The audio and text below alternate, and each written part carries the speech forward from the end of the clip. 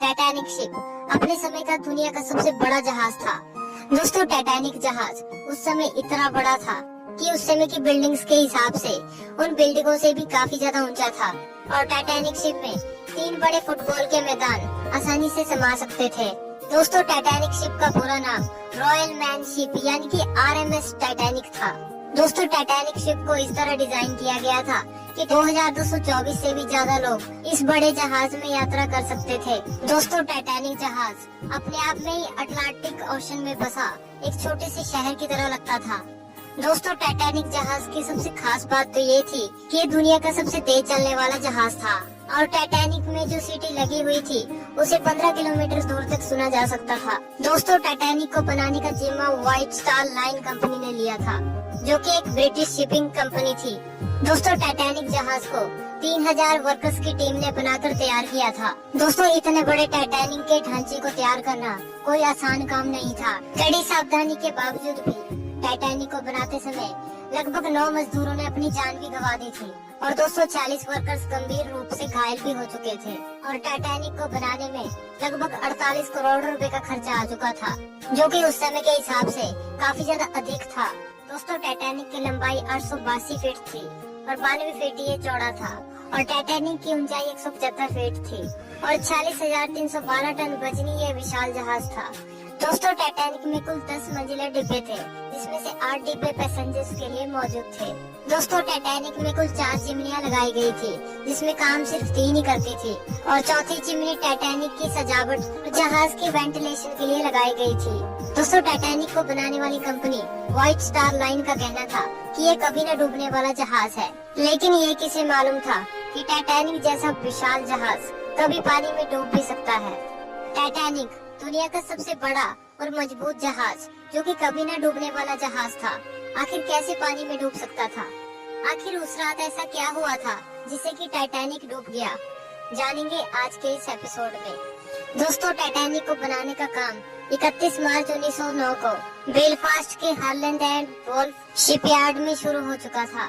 दोस्तों, टाइटैनिक के साथ 2 और जहाजों का भी निर्माण किया जा रहा था, जिसमें से एक RMS ओलंपिक था। दोस्तों, टाइटैनिक और ओलंपिक जहाज दिखने में बिल्कुल एक जैसे ही थे। हालांकि ओलंपिक शिप का निर्माण टाइटैनिक से भी पहले 16 दिसंबर 1908 को शुरू हुआ था।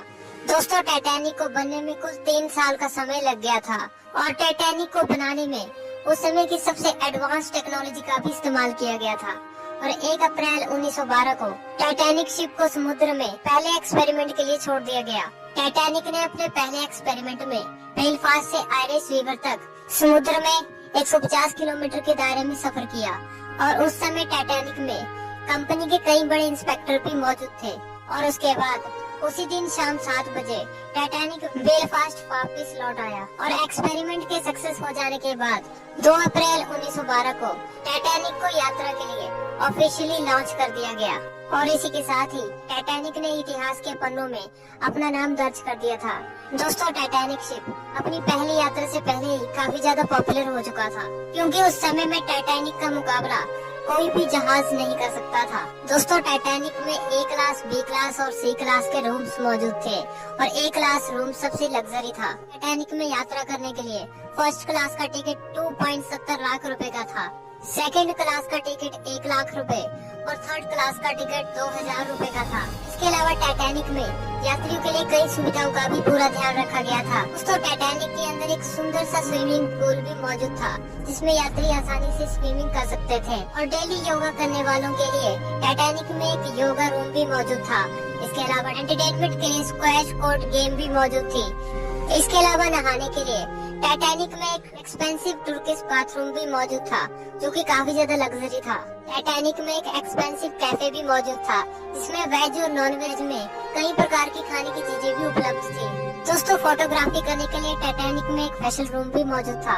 और इतना ही नहीं, टाइटैनिक में फर्स्ट क्लास और सेकंड क्लास के लिए 2 अलग अलग लाइब्रेरीज भी मौजूद थी। इसके अलावा टाइटैनिक में फर्स्ट क्लास और सेकंड क्लास की यात्रियों के लिए 4 लिफ्टें भी लगाई गई थी। और इतना ही नहीं, थर्ड क्लास के यात्रियों के लिए भी टाइटैनिक में अच्छे खाने की व्यवस्था की गई थी। और इसके अलावा टाइटैनिक में सबसे एडवांस इलेक्ट्रिसिटी सिस्टम भी लगाया गया था। दोस्तों, अब टाइटैनिक अपनी पहली यात्रा के लिए पूरी तरीके से तैयार था। दोस्तों, टाइटैनिक की पहली यात्रा इंग्लैंड के साउथहैम्पटन से अमेरिका के न्यूयॉर्क सिटी तक तय की गई थी और टाइटैनिक के कैप्टन एडवर्ड जॉन स्मिथ थे। दोस्तों, ये 10 अप्रैल 1912 का समय था जब टाइटैनिक 2200 यात्रियों को लेकर साउथहैम्पटन से न्यूयॉर्क के लिए रवाना हो गया। दोस्तों, टाइटैनिक में मौजूद यात्रियों में कई अमीर लोग भी मौजूद थे और उस समय का सबसे अमीर व्यक्ति जैकब एस्टर भी टाइटैनिक में मौजूद था। दोस्तों, टाइटैनिक में मौजूद सभी यात्री काफी ज्यादा खुश थे और एक अच्छी जिंदगी जीने के लिए अमेरिका जा रहे थे। और टाइटैनिक में कुछ यात्री ऐसे भी मौजूद थे जो कि टाइटैनिक के एक ट्रिप के लिए ही जहाज में चढ़े थे, पर उन यात्रियों को ये तक मालूम नहीं था कि टाइटैनिक कभी अमेरिका पहुंच ही नहीं पाएगा। दोस्तों, टाइटैनिक में एक दिन में करीब 825 टन कोयले का इस्तेमाल होता था और वो 100 टन राख हर रोज निकालता था। और टाइटैनिक में हर रोज 14,000 गैलन पीने का पानी का इस्तेमाल होता था। जहाज में 40,000 अंडे रोज खर्च हो जाते थे और 1500 गैलन दूध लग जाता था। जहाज में 20,000 बियर और 1500 वाइन बॉटल ऑन बोर्ड थी। इसके अलावा टाइटैनिक जहाज में 8,000 सिगार भी इस्तेमाल होते थे। दोस्तों, टाइटैनिक साउथहैम्पटन से काफी आगे निकल चुका था। समुद्र में चारों तरफ तेज हवाएं भी चल रही थी, जिसके कारण मौसम में हल्की ठंडी भी थी। इस समय टाइटैनिक के प्रथम ऑफिसर ने टाइटैनिक की स्पीड को बढ़ाने का आदेश दे दिया ताकि टाइटैनिक टाइम से पहले ही अमेरिका पहुंचकर यात्रियों और मीडिया को हैरान कर दे। टाइटैनिक शाम की रोशनी में आगे बढ़ रहा था, वहीं नीचे पानी में बहुत सारी डॉल्फिन्स करतब कर रही थी। टाइटैनिक को सफर में निकले हुए लगभग 3 दिन हो चुके थे और टाइटैनिक में एक दुर्घटना भी घट चुकी थी। दरअसल टाइटैनिक के एक निचले हिस्से के भाग में पिछले 3 दिनों से आग लगी हुई थी, जो कि टाइटैनिक में मौजूद यात्रियों के लिए खतरा भी बन सकती थी। और टाइटैनिक में यह आग उस समय लगी थी जिस समय टाइटैनिक अपनी पहली यात्रा के लिए साउथहैम्पटन से निकलने वाला था और इसका पता कैप्टन समेत सभी अधिकारियों को भी था। परंतु इसके बावजूद भी यात्रियों को इसकी जानकारी नहीं दी गई, क्योंकि अगर ऐसा किया जाता तो टाइटैनिक की यात्रा को रद्द करना पड़ता और टाइटैनिक के सारे टिकट्स पहले ही बिक चुके थे, जिससे कि कंपनी को भारी नुकसान उठाना पड़ता, जिससे कि टाइटैनिक के इस बड़े खतरे को नजरअंदाज कर दिया गया और टाइटैनिक को अपनी पहली यात्रा के लिए रवाना कर दिया गया। दोस्तों, हालांकि 4 दिन तक टाइटैनिक का सफर बिल्कुल अच्छा गया और टाइटैनिक में मौजूद यात्री भी काफी ज्यादा खुश थे, क्योंकि लोगों को उस समय सबसे लग्जरी जहाज में यात्रा करने का मौका मिल रहा था। और 5वें दिन टाइटैनिक अटलांटिक महासागर की ओर तेजी से बढ़ रहा था। 14 अप्रैल 1912 को रविवार की रात में समुद्र में काफी शांति थी और आसमान में चांद भी मौजूद नहीं था। चांद न होने पर आसमान में घना अंधेरा होने की वजह से टाइटैनिक के कैप्टन को सामने की तरफ दूर का कुछ भी साफ दिखाई नहीं दे रहा था और जहाज के सामने की ओर देखने के लिए टाइटैनिक में दूरबीन भी मौजूद नहीं थी। हालांकि दूरबीन तो मौजूद थी, लेकिन वो लॉकर में बंद थी और उस लॉकर की चाबी जहाज के पुराने अधिकारी के पास थी, जिसे ऐन मौके पर रिप्लेस कर दिया था, जिससे कि वो अधिकारी लॉकर की चाबी देना भी भूल गया था। हालांकि टाइटैनिक के आइसबर्ग से टकराने से पहले टाइटैनिक के कैप्टन को कुल 6 चेतावनियां भी दी गई थी कि टाइटैनिक के रास्ते में कई बड़े बर्फ के टुकड़े मौजूद हैं, जिससे टाइटैनिक कभी भी टकरा सकता है। लेकिन जहाज के कैप्टन को ये लगा ही नहीं था कि टाइटैनिक किसी आइसबर्ग से टकरा भी सकता है। हालांकि उस रात घना अंधेरा होने की वजह से टाइटैनिक के कैप्टन को सामने की तरफ आइसबर्ग दिखाई ही नहीं पड़ा और कुछ ही देर बाद रात तकरीबन 11:40 पर जहाज के छठे ऑफिसर जेम्स मूड के फोन की घंटे बजी और टेलीफोन में ऑफिसर को यह बताया गया कि टाइटैनिक जहाज के रास्ते में बड़ा सा आइसबर्ग खड़ा है। इसके बाद ऑफिसर ने तुरंत इसकी जानकारी कैप्टन तक पहुंचाई। तो जहाज के कैप्टन को जब तक इस बात का पता चला तब तक काफी देर हो चुकी थी, क्योंकि टाइटैनिक को आइसबर्ग से टकराने के लिए सिर्फ 35 सेकंड ही बचे थे। जानकारी मिलते ही टाइटैनिक जहाज की पूरी टीम एक्शन में आ गई और उसके बाद क्वार्टर मास्टर रॉबर्ट हिटलेज ने जहाज को बाईं तरफ मोड़ने और इंजन को बंद करने का आदेश दे दिया था और साथ ही जहाज के ऑपरेटर्स को टाइटैनिक को तेजी से पीछे लेने का भी आदेश दिया। लेकिन जहाज के तेज रफ्तार होने की वजह से जहाज को पीछे की तरफ लेना और उसे मोड़ना लगभग नामुमकिन हो चुका था और उस समय जहाज के रडार में भी गड़बड़ी आ चुकी थी। उस रात टाइटैनिक जहाज 39 किलोमीटर प्रति घंटे की रफ्तार से काफी तेजी से आइसबर्ग की ओर बढ़ता जा रहा था और कुछ ही सेकंड्स में टाइटैनिक आइसबर्ग से टकरा गया। टाइटैनिक आइसबर्ग से उस हिस्से से जा टकराया जहां पर टाइटैनिक के निचले भाग में पहले ही आग लगने की वजह से सारा मेटल कमजोर हो चुका था, जिसके कारण टाइटैनिक के निचले हिस्से में आइसबर्ग से टकराते ही छेद होना शुरू हो गए, जिससे कि टाइटैनिक के निचले कमरों में धीरे धीरे करके पानी भरना शुरू हो गया।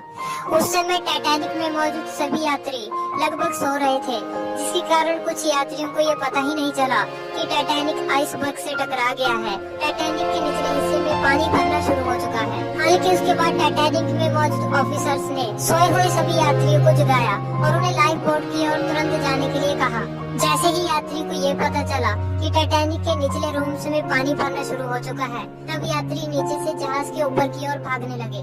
दोस्तों, वैसे तो हर एक जहाज में यात्रियों की सुरक्षा के लिए 40 लाइफ बोट का होना जरूरी होता है, लेकिन हैरानी की बात तो ये थी कि टाइटैनिक जहाज में सिर्फ 20 ही लाइफ बोट मौजूद थी, क्योंकि टाइटैनिक को कभी न डूबने वाला जहाज माना गया था। टाइटैनिक में मौजूद सभी ऑफिसर्स तुरंत यात्रियों को लाइफ बोट से बचाने के लिए जुट चुके थे। दोस्तों, जहाज के प्रोटोकॉल के अनुसार महिला और बच्चों को लाइफ बोट में पहले पहुंचाया जा रहा था, और यही एक कारण था कि उस समय सबसे ज्यादा मरने वालों की संख्या पुरुषों की थी। दोस्तों, वैसे तो हर एक लाइफ बोट में 67 सीटें मौजूद थी, परंतु पहली लाइफ बोट में सिर्फ 24 लोगों को ही बचाया जा सका, क्योंकि बाकी लोगों को ये लगा ही नहीं था कि टाइटैनिक जहाज डूबने वाला है। दोस्तों, उस समय 16 लाइफ बोट्स का इस्तेमाल करने में कुल 80 मिनट का समय लग गया था। दोस्तों, टाइटैनिक जहाज में म्यूजिकल बैंड वाले भी मौजूद थे और वो टाइटैनिक के डूबने तक लगातार म्यूजिक बजाते रहे, ताकि डूबते हुए टाइटैनिक में मौजूद सभी लोगों को हौसला मिल सके। लेकिन दुख की बात तो ये है कि टाइटैनिक में मौजूद किसी भी म्यूजिक बजाने वाले को बचाया नहीं जा सका,